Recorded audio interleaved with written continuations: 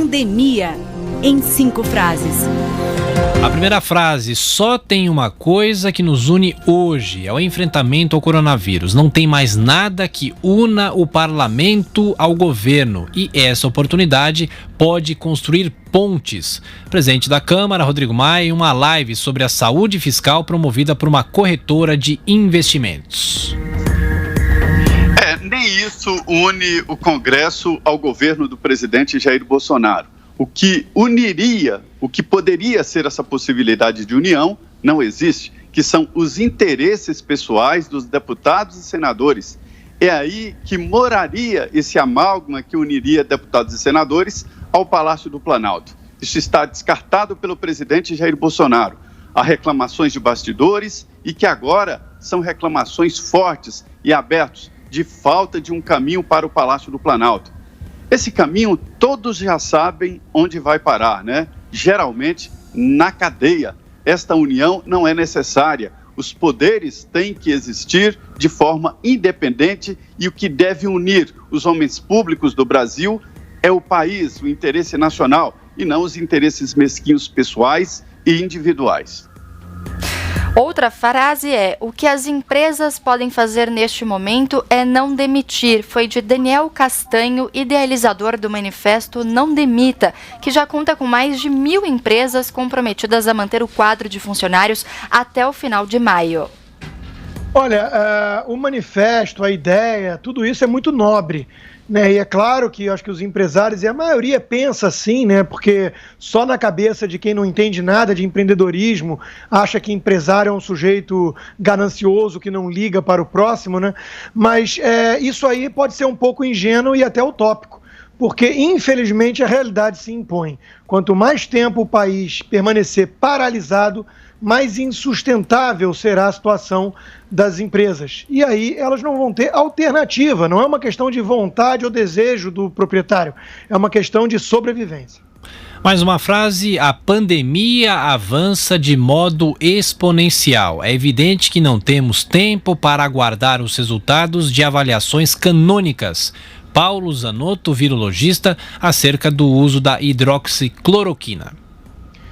O Zanotto tem sido uma das vozes aí mais firmes em relação à defesa do uso da hidroxicloroquina, e ele está certo nisso, né? Quer dizer, nós estamos diante de uma pandemia que paralisou o mundo. Pela primeira vez na história, nem guerra foi capaz de ter um efeito tão disruptivo assim na cadeia produtiva global. Nós paralisamos viagens, nós fechamos fronteiras, nós jogamos a democracia para baixo do tapete, nós estamos prendendo pessoas que saem às ruas, nós estamos gastando dinheiro que o governo não possui. E nós queremos agora ser mais realista que o rei em relação a todos os testes científicos possíveis para permitir ou não o uso de um remédio que está aí há décadas, que tem baixo risco e que tem mostrado indícios positivos. Está na hora de mudar essa postura.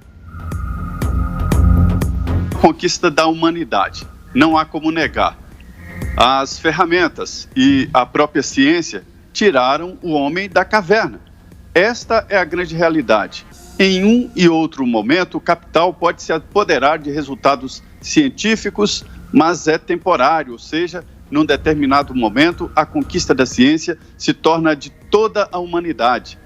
Este é um momento de emergência.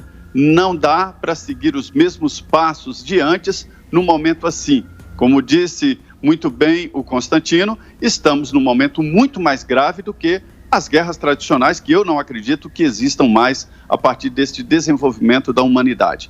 Portanto, se a ciência não andar no ritmo do momento, fica para trás. Mas esse é um momento de conquistas e um momento de descobertas. É em crises assim que se descobrem medicamentos, equipamentos e ferramentas a bem da humanidade e não de setores.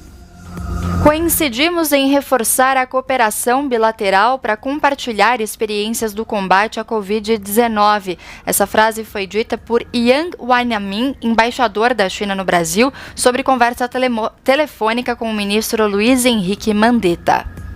Olha, esse embaixador chinês no Brasil, que antes esteve na Argentina com uma passagem um tanto questionável em relação a métodos, ele está usando a conta oficial da embaixada no Twitter para intimidar brasileiros.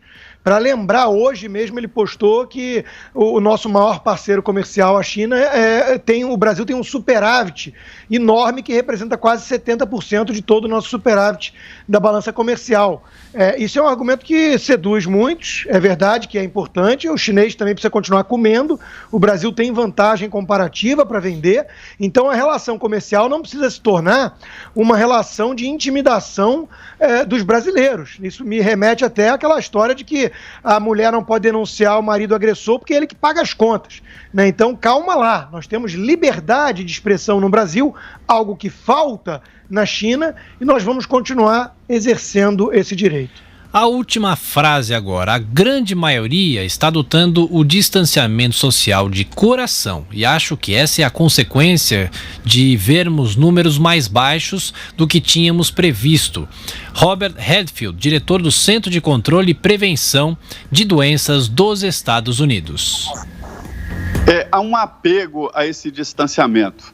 Nunca mais, Tiago, o mundo será o mesmo depois desta epidemia, desta pandemia. Mudam os conceitos econômicos, mudam os efeitos estratégicos de relações entre países. Não se pode mais deixar a China ou nenhum outro país com 95% da produção de equipamentos médicos. Não se pode dar a um país um poder tão grande, né? E não se pode também adotar medidas antes da pandemia como se fossem medidas eternas e que voltarão. Eu sinto um quê mesmo de coração em toda esta história e mudanças emocionais, inclusive de relacionamentos familiares. É uma nova descoberta e ninguém tem ainda a chave do mistério sobre o que virá depois, mas será diferente.